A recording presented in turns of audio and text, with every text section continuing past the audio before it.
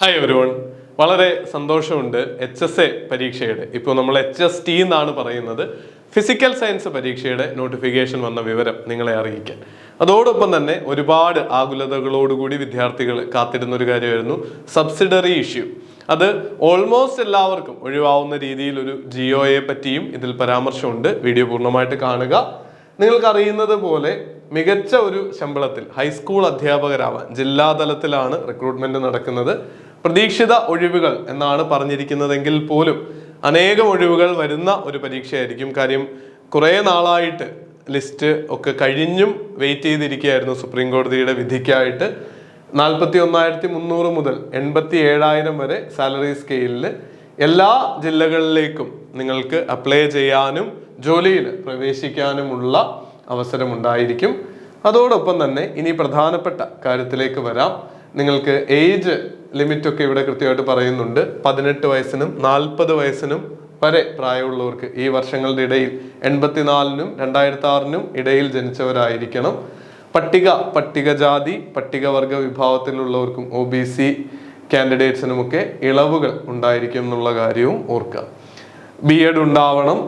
അതുപോലെ തന്നെ Kerala teacher eligibility ടെസ്റ്റിൽ കേറ്റഡ് കാറ്റഗറി 3 സെറ്റ് അല്ലെങ്കിൽ നെറ്റ് ക്വാളിഫൈഡ് ആയിട്ടുള്ളവരായിരിക്കണം.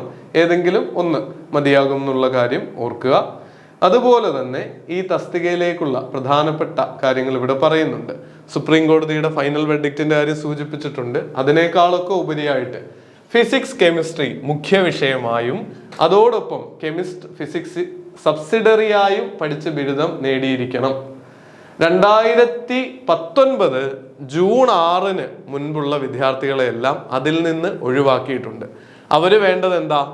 2019 ജൂൺ 6/2019 വരെ ഫിസിക്സോ കെമിസ്ട്രിയോ ഏതെങ്കിലും ഒന്ന് മുഖ്യ വിഷയമായിട്ട് എടുത്ത് പഠിച്ചിരിക്കണം. അതുപോലെ തന്നെ 2019 ജൂൺ 6-ന് ഈ കോഴ്സുകൾ പഠിച്ചുകൊണ്ടിരിക്കുന്നവരെ പരിഗണിക്കുന്നുണ്ട്. ഇവിടെ നോക്കിയേ, മറ്റൊന്നും പറഞ്ഞിട്ടില്ല. ഇവിടെ ഫിസിക്സ് കെമിസ്ട്രി ഏതെങ്കിലും മുഖ്യ വിഷയമായോ അല്ലെങ്കിൽ ഉപവിഷയമായോ പഠിച്ച് ബിരുദം നേടിയ എല്ലാവരെയും പരിഗണിക്കുന്നുള്ളതാണ്. അപ്പോൾ കമ്പ്യൂട്ടർ സയൻസോ ഇലക്ട്രോണിക്സോ ഒക്കെയാണ് നിങ്ങളുടെ സബ്സിഡറി സബ്ജക്റ്റ് എങ്കിൽ പോലും പ്രശ്നമില്ല. ഏത് കേസിലാണ്? 2019 ജൂൺ 6-ന് നിങ്ങൾ ആ കോഴ്സ് ചെയ്തുകൊണ്ടിരിക്കണം, അല്ലെങ്കിൽ അതിന് മുൻപ് അത് പാസ്സായിട്ടുണ്ടാവണം. ഇൻ ഇഫക്റ്റ് പറഞ്ഞാൽ 19-ലും 20-ലും ഒക്കെ പാസ് ഔട്ടായി ഇറങ്ങിയവരെ വരെയുള്ളവരെ ഇത് അഫക്റ്റ് ചെയ്യില്ല. കാര്യം നിങ്ങൾ ജൂൺ 6, 2019-ന് ഫസ്റ്റ് സെമ്മോ സെക്കൻഡ് സെമ്മോ ഏതാണോ നിങ്ങൾ പഠിച്ചുകൊണ്ടിരിക്കുന്നത് കോഴ്സിന് ജോയിൻ ചെയ്തിട്ടുണ്ടെങ്കിൽ പോലും ഈ പരീക്ഷയ്ക്ക് അപ്ലൈ ചെയ്യാം എന്ന് എടുത്തു പറഞ്ഞിട്ടുണ്ട്. അതിനുശേഷമുള്ള വർഷങ്ങളിൽ കോഴ്സിന് ജോയിൻ ചെയ്ത വിദ്യാർത്ഥികൾക്ക് മാത്രമേ ഈ ഒരു പ്രശ്നം ഉണ്ടാവുള്ളൂ. ഫിസിക്സ് കെമിസ്ട്രി മുഖ്യ വിഷയമായിരിക്കണം. അതോടൊപ്പം തന്നെ ഫിസിക്സ് അല്ലെങ്കിൽ കെമിസ്ട്രി സബ്സിഡറി ആയിട്ടും പഠിച്ചിട്ടുണ്ടാവണം എന്നുള്ള കാര്യം ഓർക്കുക. അതേപോലെ ഫിസിക്സും കെമിസ്ട്രിയും സബ്സിഡറി ആയിട്ടുള്ള ജിയോളജി മെയിൻ എടുത്തിട്ടുള്ള ബിരുദധാരികളെയും അവർക്ക് BEd ഫിസിക്കൽ സയൻസ് കൂടി ഉണ്ടെങ്കിൽ തുല്യത പരിഗണിച്ച് ഈ വിഷയത്തിന് ഈ പരീക്ഷയ്ക്കായിട്ട് അപ്ലൈ ചെയ്യാം എന്നുള്ള കാര്യവും ഓർക്കുക. അപ്പോൾ നിങ്ങൾക്ക് ഈ സബ്സിഡറി ഇഷ്യൂവിനെ പറ്റി ക്ലാരിറ്റി ലഭിച്ചു എന്ന് കരുതുന്നുണ്ട്. വളരെ കൃത്യമായിട്ട് ഗസറ്റിൽ 120-ാമത്തെ പേജിലും 121, 122 പേജുകളിലും ഇന്ന് പബ്ലിഷ് ചെയ്തതിൽ നമുക്ക് ഈ ഡോക്യുമെന്റുകളെല്ലാം അവൈലബിൾ ആയിട്ടുണ്ട്. ആ കാര്യങ്ങൾ കൂടി റെഫർ ചെയ്യുക. ഏറ്റവും കൃത്യമായിട്ട് പഠിക്കുവാൻ I+ന്റെ കോഴ്സുകളും നിങ്ങൾക്ക് അവൈലബിൾ ആണ്. HSST ഫിസിക്സും NVT ഫിസിക്സ് പരീക്ഷയിലടക്കം റാങ്ക് വിജയികളെ സൃഷ്ടിച്ചെടുത്ത അതുൽ സാറിന്റെ നേതൃത്വത്തിലാണ് നമ്മുടെ ക്ലാസ്സുകൾ മുന്നോട്ട് പോകുന്നത്. പുതിയ ബാച്ച് 1-ാം തീയതി തന്നെ സ്റ്റാർട്ട് ചെയ്യുന്നതായിരിക്കും.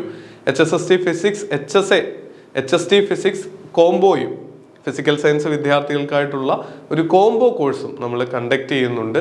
എത്രയും വേഗം ഡീറ്റെയിൽസ് നോക്കി ട്രയൽ ക്ലാസ്സുകൾ ഫ്രീ ആയിട്ട് കണ്ട് കോഴ്സിന് ജോയിൻ ചെയ്യുക. നേരത്തെ പഠിച്ചു തുടങ്ങി ആദ്യ 5 റാങ്കിനുള്ളിൽ തന്നെ എത്തുവാനായിട്ട് I+ന്റെ ടീം ഒന്നാകെ നിങ്ങളോടൊപ്പം ഉണ്ടാവും. All the very best. Thank you.